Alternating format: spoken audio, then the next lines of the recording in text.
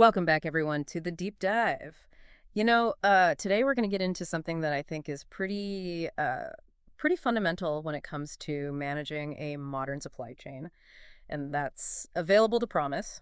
ATP. ATP. There we go. I was going to say, or ATP. So this is, I think about it as this is your system's way of sort of like looking at a customer's order request and saying, okay, yep, we can do this, and here's when you can expect it, that kind of thing. Yeah, that's it. Like at the most basic level, ATP is about giving you a reliable answer Yeah. to a very, very fundamental question, and that is, can we actually meet this demand? And if so, when can we deliver?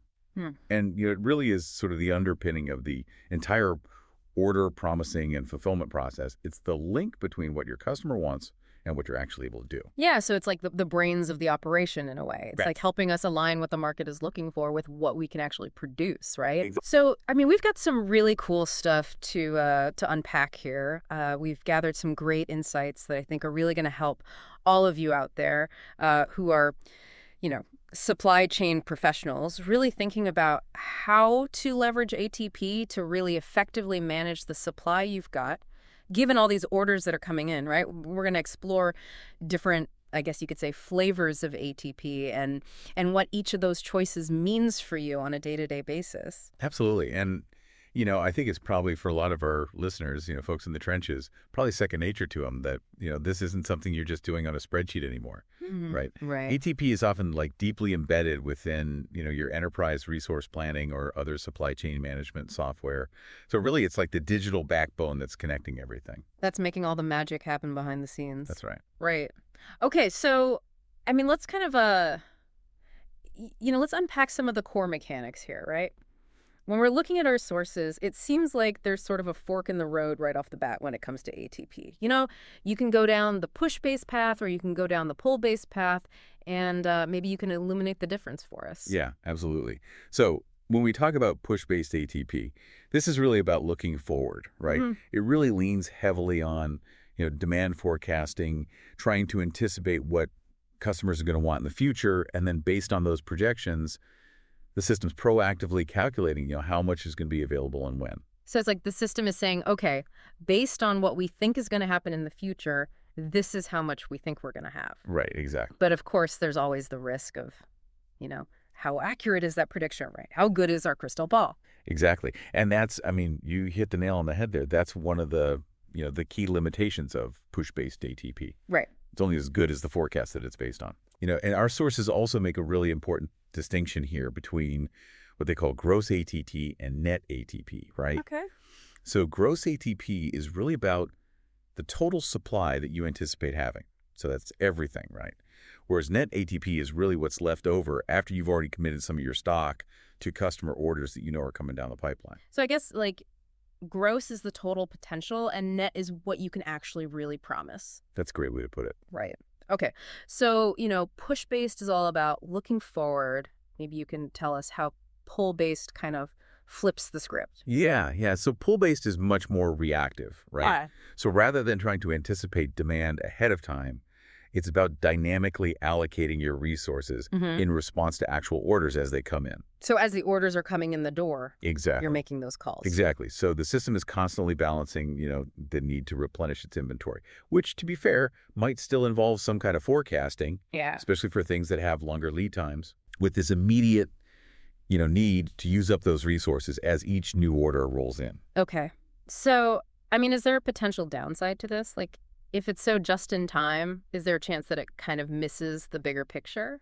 Yeah, there is. And, it's interesting. One of the things our sources highlight is this risk of what they call myopic results. Okay. And the idea here is that because you're allocating resources on a first-come, first-served basis, as each individual order comes in, you might not actually be optimizing for, larger demand that might be coming down the line or just for overall inventory efficiency. Right. It's kind of like short-sighted in a way. In a way, yeah. Yeah. It's very much focused on the here and now. Yeah, very interesting. So we've got push-based, which is kind of like, planning ahead, but maybe, that plan could be wrong. And then we've got pull-based, which is very responsive, but maybe is a little bit short-sighted. So I'm kind of curious, how does this actually work in practice? How is this actually executed? Yeah. So when we talk about ATP execution, it really falls into two main buckets.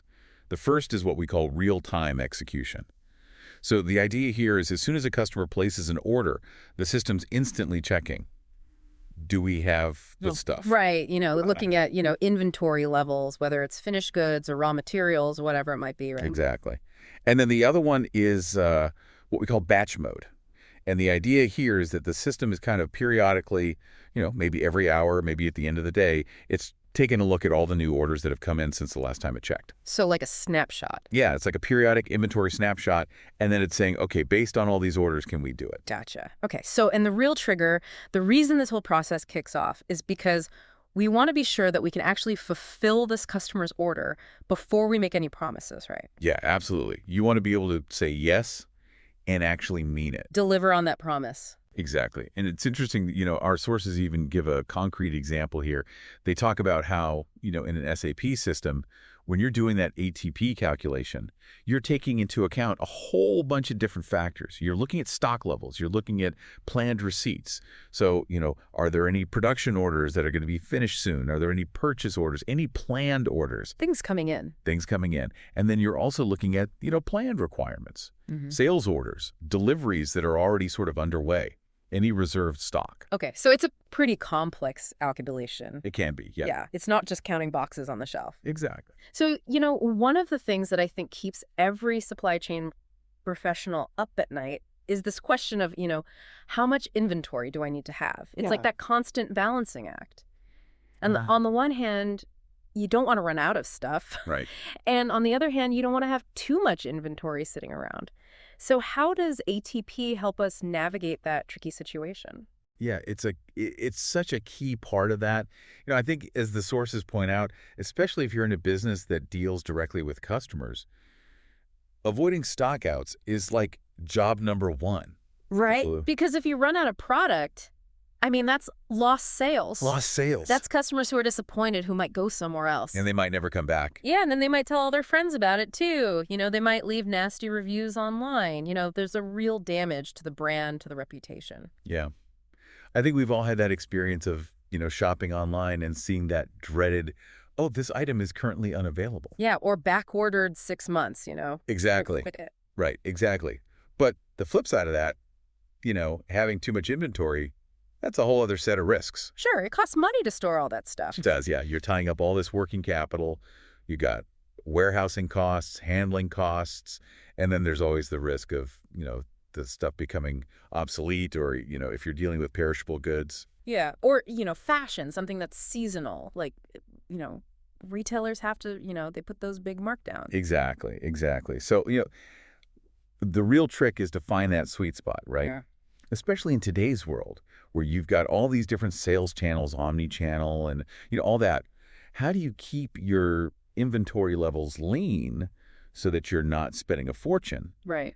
But also making sure you have enough to meet that demand, which can fluctuate so wildly without running into those stockouts or ending up with a warehouse full of stuff that you can't sell. Right. So it's all about finding that balance, right? Exactly. And it sounds like ATP can help you do that. Absolutely. It gives you the information you need to make those decisions more strategically. Yeah, it's all about that visibility. Right. Now, I'm curious, because our sources also mentioned this other concept, capable to promise. What is that and how does it relate to ATP? Yeah, so capable to promise, or CTP, is another really important way to figure out whether or not you can, accept a new order. Right. Right. So, like ATP, its goal is to give you an estimate of what you can sell either right now or by a certain date in the future. But the big difference is in what each method actually looks at, right? Yeah. So ATP is mainly focused on what you have right now in your inventory, plus anything that's already on order and scheduled to arrive soon. And then, of course, you have to subtract all the stuff that's already been promised to other customers. So it's really a snapshot of what's available in the short term. That's right. Okay. But CTP takes a much broader perspective. Okay, in what way? Like, what other things does CTP look at? CTP is really about, what you could produce if you needed to. It goes beyond just what's sitting in your warehouse or what's already on a truck somewhere. It takes into account your production capacity. Right. So, if ATP is telling you, okay, here's what we've got, CTP is saying, okay, and here's what we could make on top of that if we had to. Yeah, that's a great way to put it. Yeah. And to kind of illustrate this, our notes actually give us some formulas. Yeah, formulas, always fun. Always fun, right? So for pull ATP, it's pretty straightforward. You take your beginning inventory stock, you add your planned orders, and then you subtract your outstanding sales orders. So, basically it's what you have plus what's coming in minus what you've already promised to other people. Exactly. And then for push ATP, it's a little more complex because it brings in that demand forecast, right? Right. Yes, the crystal ball. Exactly. So it's beginning inventory stock plus planned orders minus outstanding sales orders. And then you add that demand forecast. And that's where it gets a little dicey because you're relying on a prediction. Exactly. But, let's take our drone company as an example, right? Yep. If they start with 10 drones in stock, they've got another 20 coming in from their production line, and they've already got 5 orders on the books, then their pull ATP would be 25 drones. Okay, so 10 plus 20 minus 5, that's 25. Pretty straightforward. Exactly. And now CTP kind of takes that a step further. It's really about, if a big order came in, could we actually fulfill it? So it's not just about what's on hand, it's about could we ramp up production if we needed to. Exactly. And it looks at all sorts of things like your available capacity, the lead times for getting more components, how long it takes to assemble everything. So it's a much more comprehensive view. And I'm guessing that, when you start talking about products that have a lot of different components, like our drone example with the chassis and the propellers and the engines and all that, CTP becomes even more important. Absolutely. I mean, you can't just count the finished drones anymore, right? Right. You've got to consider all those underlying parts and how long it takes to get them and put them together. So it's like a multi-level puzzle. Exactly. So, CDP is really about asking questions like, okay, do we have enough room on the assembly line? Do we have enough of those little tiny screws that go into the engine? If not, how long will it take to get more? How long does it take to assemble the engine itself? And then, on top of all that, how long does it take to put the whole drone together? Yeah, sounds pretty complicated. It can be, yeah. But that's why, as our sources point out, CPP is really valuable for figuring out if you can handle those really big special orders that are outside of your normal production plan. So, to sum up, if ATP tells you what you can sell right now, CCP tells you what you could sell if you really put your mind to it.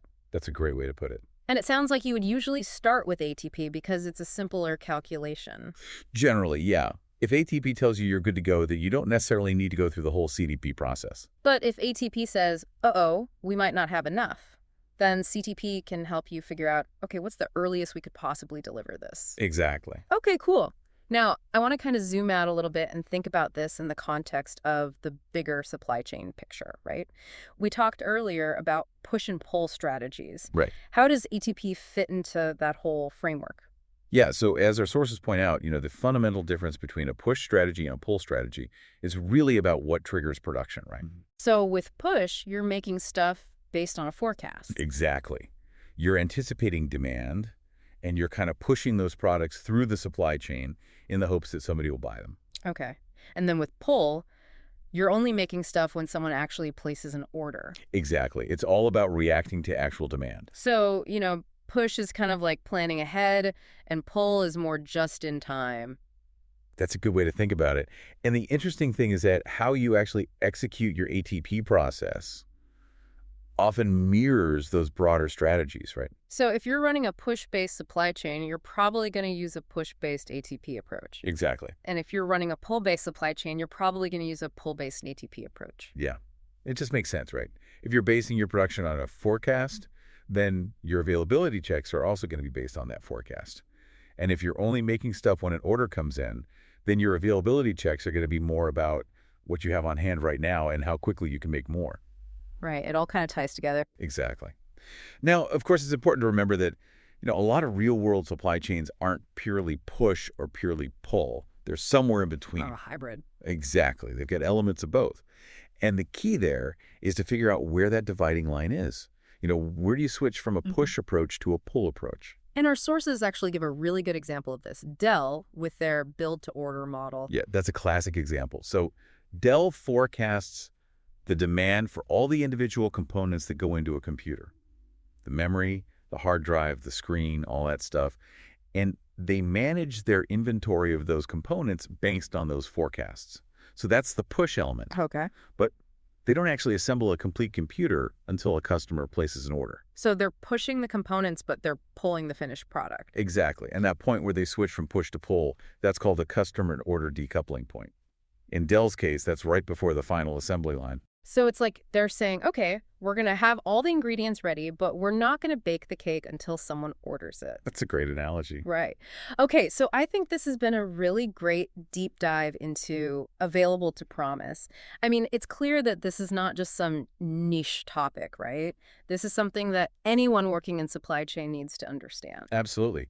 If you're in the business of making sure you have the right stuff at the right time, then ATP is your bread and butter. It's mission critical, right? And it's not just about crunching the numbers, it's about understanding the strategy behind it. Exactly, yeah. It's about making those decisions, about push versus pull, and knowing how and when to use the different types of ATP execution in different parts of your business. Yeah. Right.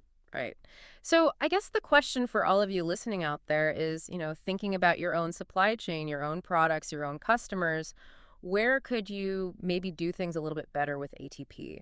Where could a more sophisticated approach or a better integrated process really make a difference, both in terms of making your operations run more smoothly and keeping your customers happy? Definitely something to think about. Thanks for joining us for this deep dive. It's been a pleasure. We'll catch you next time.